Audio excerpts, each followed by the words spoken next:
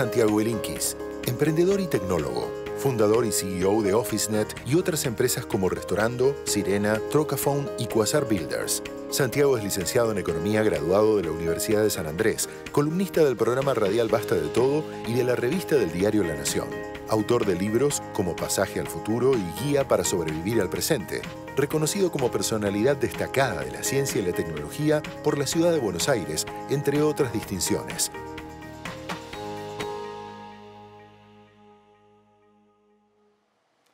Buenos días, ¿cómo están?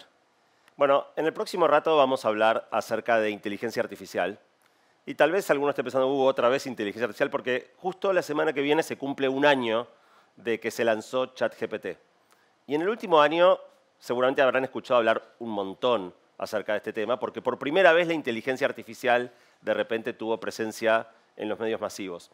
Pero de acuerdo a una investigación que realicé hace poco, a pesar de que ya hace un año que la inteligencia artificial está entre nosotros, 70% de las personas siguen sin terminar de entender del todo de qué se trata y 90% siente no estar preparada para lo que viene. Bueno, hoy, en un ratito corto, vamos a tratar de que por lo menos entiendan de qué hablamos cuando hablamos de inteligencia artificial. ¿Por qué es importante esta charla? Bueno, básicamente porque se viene el cambio tecnológico más importante de la historia de la humanidad.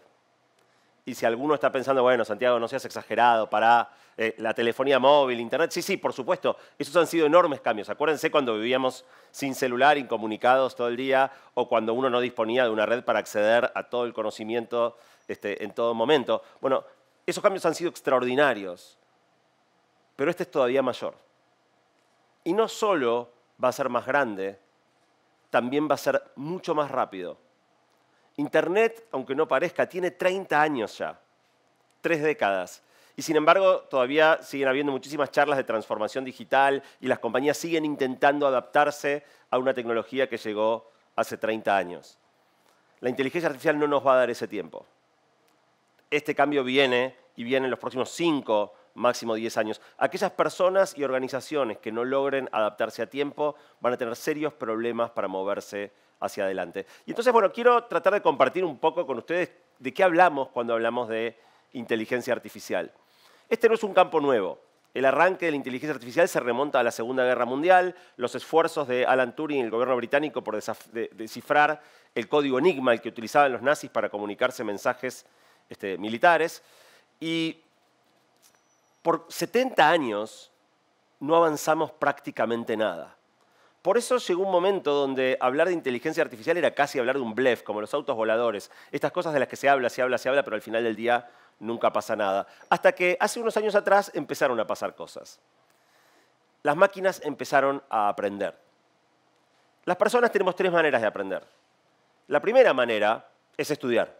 Si hay un tema del que no sabemos, agarramos un montón de libros o páginas web o cualquier tipo de material, leemos o escuchamos y aprendemos. Bueno, las máquinas empezaron a hacer esto a partir de más o menos el 2015.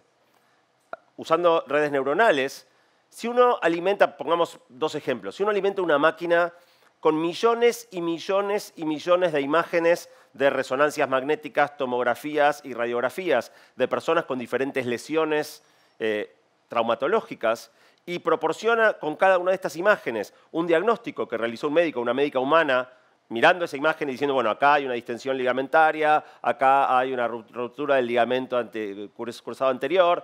Le alimentamos a la máquina con millones de estas imágenes y diagnósticos y la máquina aprende. Puede ver una imagen que nunca vio antes y realizar un diagnóstico.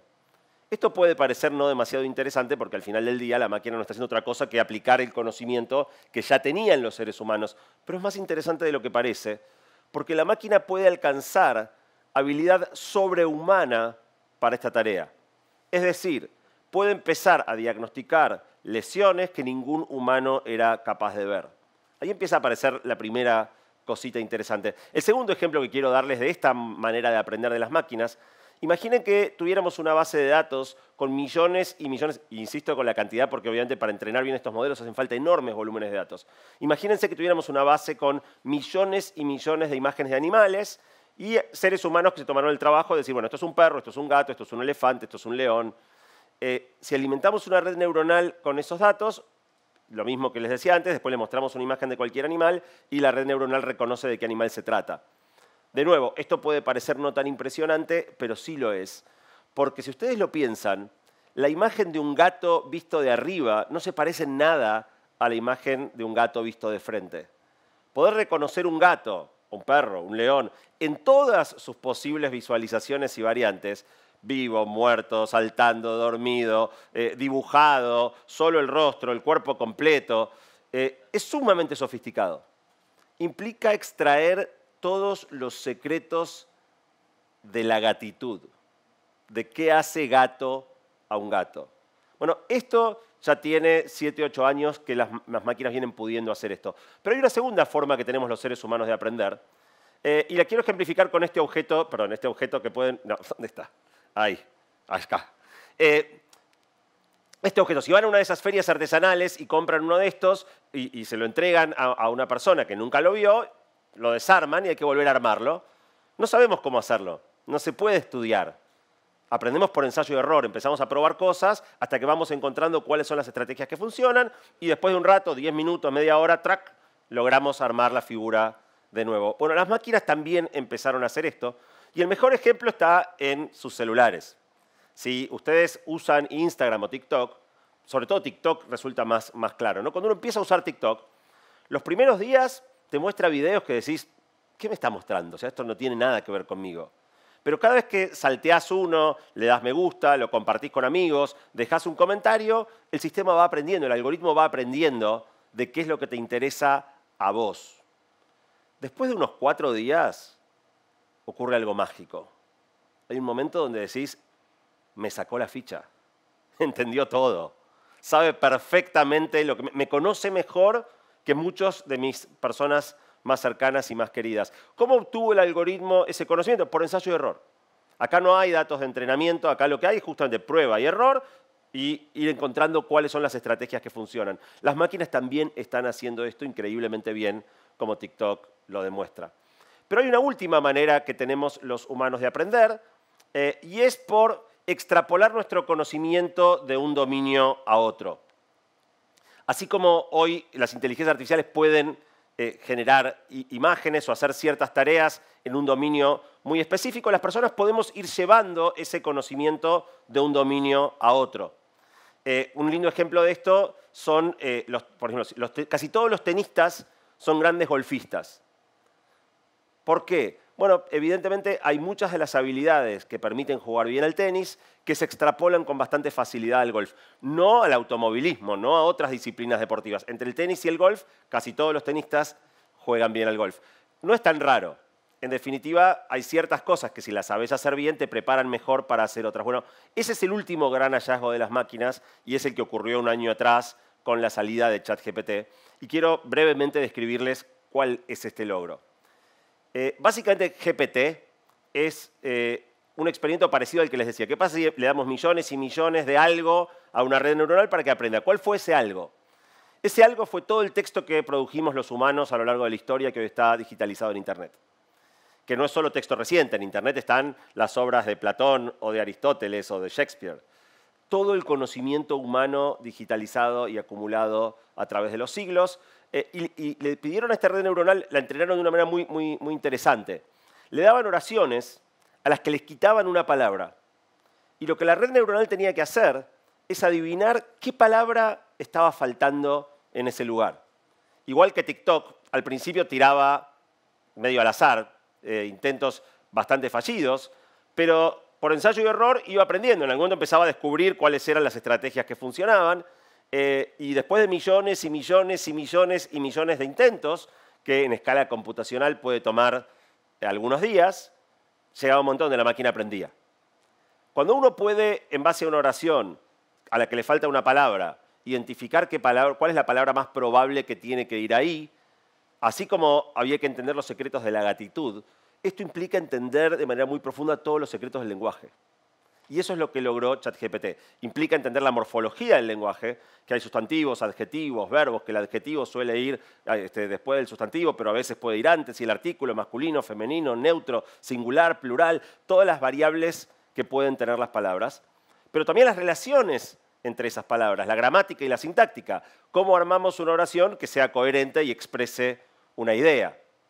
Lo curioso es que la máquina puede entender todo esto, descifrar todos los secretos del lenguaje, sin necesidad de entender la semántica, sin necesidad de entender qué significa cada palabra. ChatGPT puede, si yo le doy una oración inicial, quiero un sándwich de, puede adivinar con bastante facilidad que la palabra más probable que sigue es jamón, y si le pido otra, y si le pido otra, queso. Puede hacer esto sin saber que es un sándwich, que es jamón y que es queso. Puede saber que cuando un humano dice quiero un sándwich de, lo más probable que otro humano continuaría sea jamón y queso. De esta manera se produce algo muy curioso, porque tenemos una máquina capaz de producir texto increíblemente coherente, notablemente humano, sin tener la menor idea de lo que está diciendo. Ese es el estado de la inteligencia artificial hoy. Puede hacer producciones asombrosas, en muchos casos mejores de lo que un humano podría, aun cuando no exista ahí un saber real, sino una emulación a partir del saber humano. Pero de nuevo, igual que les decía con los ejemplos anteriores, acá también pueden pasar cosas interesantes. Si bien estas máquinas están entrenadas en base a datos humanos, ya hemos visto en muchísimas situaciones que el discípulo puede superar al maestro. El hecho de estar entrenado en base a material humano no pone un techo, no crea un techo de conocimiento que no pueda ser trascendido. Les voy a poner un ejemplo. Hace unos meses mi hija, que está en el colegio secundario, tenía que estudiar para la materia de historia la Primera Guerra Mundial. A ella le resultaba muy aburrido, es adolescente, está en una edad donde lo que más le fascina en este momento de su vida son los maquillajes. Y entonces le pidió a ChatGPT que le explicara la Primera Guerra Mundial toda en términos de metáforas de maquillaje. Si le pedimos eso a un historiador humano, se imaginan a dónde nos va a mandar. Pero supongan que decimos, no, bueno, te pago un platal, por favor, necesito que lo hagas, lo convencemos. Le tomaría semanas. O sea, ¿cómo conecto dos dominios tan no relacionados como la Primera Guerra Mundial y los maquillajes? Bueno, en 2 segundos ChatGPT hizo un trabajo espectacular. Pruébenlo. Encontró montones de conexiones que le permitieron a mi hija entender algo que les resultaba aburrido, lejano, como la Primera Guerra Mundial, todo en términos de metáforas e ideas que le resultaban interesantes y familiares. Hoy la inteligencia artificial puede escribir una poesía, no mejor que un eximio poeta, mejor que la mayoría de nosotros, que somos bastante malos escribiendo poesía. De manera que ya hoy tenemos máquinas que, si bien, de nuevo, en cada campo no son quizá mejores que los humanos más destacados, son mejores que la mayoría de nosotros haciendo buena parte de las cosas. ¿Cuál va a ser el impacto de esto? Bueno, va a ser enorme.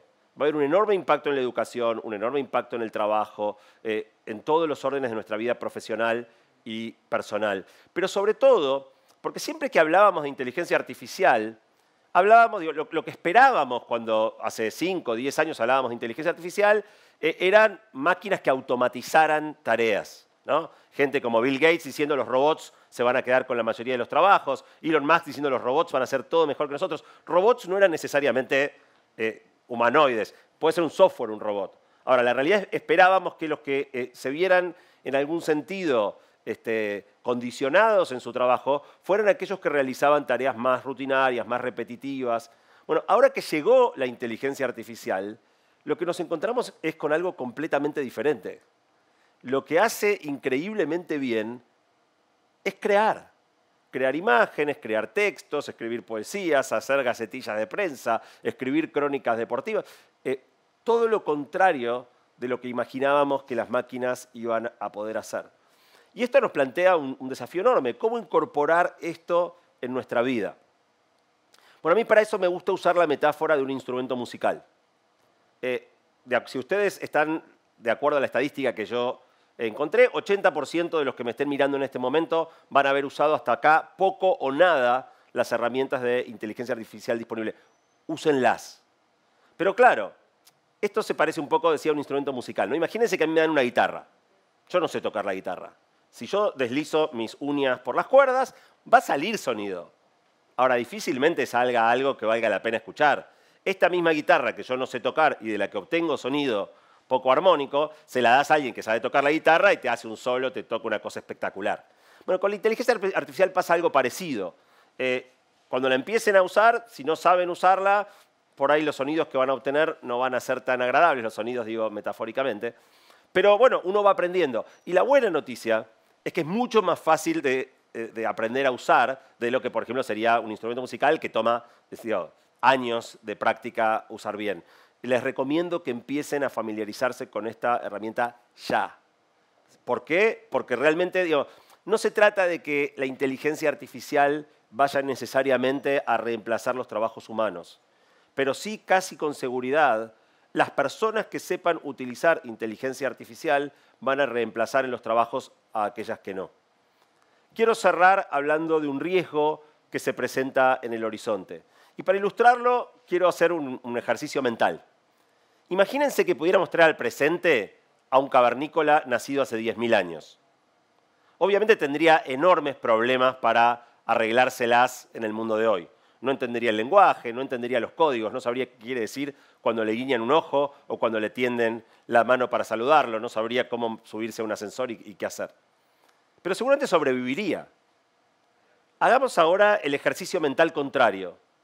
¿Qué nos pasaría a nosotros si nos sueltan 10.000 años atrás? Increíblemente, estamos mucho peor preparados nosotros para la prehistoria que un cavernícola para el presente. Es probable que muriéramos en las primeras 24 horas. Si llegamos en invierno, llega la noche y morimos de frío porque no hay dónde guarecerse y no sabemos encender fuego. Si tenemos la suerte de sobrevivir esa primera noche, a la mañana siguiente querés desayunar, no hay almacén o supermercado donde ir a comprar media luna. Hay que atrapar a alguno de esos bichos y tratar de darles caza. Y no podemos cocinarlos, así que habría que comérselos crudos. Cada vez que delegamos algo en una tecnología, perdemos habilidades. Dejamos de poder valernos por nosotros mismos. La tecnología puede ser algo tan básico como un fósforo y la habilidad, la capacidad de encender fuego. El cavernícola sabía perfectamente bien cómo arrancar un fuego con piedritas, palitos, porque de eso dependía su supervivencia. Apareció el fósforo y ya nadie de nosotros sabe cómo encender un fuego si no tiene una tecnología, aunque sea una tecnología tan básica como un fósforo, que resuelva este problema por nosotros. Bueno, si empezamos a delegar en las máquinas las tareas cognitivas, pensar por nosotros, redactar, expresar coherentemente nuestras ideas, corremos el riesgo de que nos pase algo parecido. Los seres humanos nunca fuimos especialmente buenos en movilizarnos. Somos lentos, nos cansamos rápido. Por eso inventamos autos, motos, aviones que nos permiten movernos mucho más rápido. Y nos encantó porque nos permitía hacer algo que nosotros no podíamos hacer de esa manera por nuestros propios medios. Tampoco somos demasiado fuertes. Hay animales mucho más fuertes, el elefante, el gorila. Entonces, cuando inventamos grúas, nos encantó porque nos permitía mover enormes pesos que nosotros de otro modo no podíamos. Pero si hay algo que nos define como especie, es nuestra inteligencia. Obviamente hay muchas otras especies inteligentes en este planeta, pero a nosotros nos tocó ser, en suerte, probablemente ser la más inteligente de todas. Cuando una máquina empieza a poder hacer aquello que en lo que nos destacábamos, en lo que nos sentíamos especiales, esa pregunta nos interpela. Escribiendo un libro junto a Mariano Sigman, que publicamos hace poco, Artificial, con Mariano acuñamos un concepto que es el sedentarismo cognitivo. El riesgo que tenemos es, de la misma manera que cada vez caminamos menos y entonces tenemos riesgos de salud ligados al sedentarismo físico, empezar a delegar en la inteligencia artificial tanto que vayamos perdiendo nuestra propia capacidad de pensar y valernos por nosotros mismos. Volviendo a la metáfora del movimiento, podemos caminar, y eso es bueno para nuestra salud, pero vamos lento. Podemos ir en auto, eso es muy rápido, pero nos condena a una vida sedentaria. Bueno, hay un punto en el medio, y ese punto intermedio es la bicicleta. En la bicicleta vas mucho más rápido que caminando, aunque no tanto como el auto, y llegas mucho más lejos que caminando, aunque no tanto como con el auto. Pero todavía estás pedaleando. Todavía ese avance depende de tu propio esfuerzo y empuje. Y entonces, para terminar, dado que vienen enormes cambios, quiero tomar prestada una metáfora de la física. Un objeto puede ser rígido. Si a un objeto rígido le aplicamos una fuerza, no se deforma. Si le aplicamos demasiada fuerza, se rompe. Un objeto puede ser elástico. Si le aplicamos una fuerza, se deforma, pero apenas dejamos de aplicarle esa fuerza, vuelve a su estado anterior. O un objeto puede ser plástico, como la arcilla o la plastilina. Si le aplicamos una fuerza, se deforma, y cuando dejamos de aplicar la fuerza, mantiene esa nueva forma que tomó. Puse ahí al COVID porque, en definitiva, la pandemia fue una especie de fuerza aplicada a nuestra sociedad y mirando para atrás podemos ver que fuimos mucho más rígidos o elásticos que plásticos. Muchas cosas no cambiaron y aquellas que sí cambiaron volvieron a su estado anterior tan pronto la pandemia terminó. Bueno, con la inteligencia artificial no vamos a poder hacer esto, porque a diferencia de la pandemia, que era un cambio pasajero, la inteligencia artificial no solo llegó para quedarse, llegó para acentuarse. De manera que el gran desafío que vamos a tener es trabajar sobre nuestra plasticidad para realmente poder cambiar a la velocidad que nos van a demandar los próximos tiempos. Muchísimas gracias.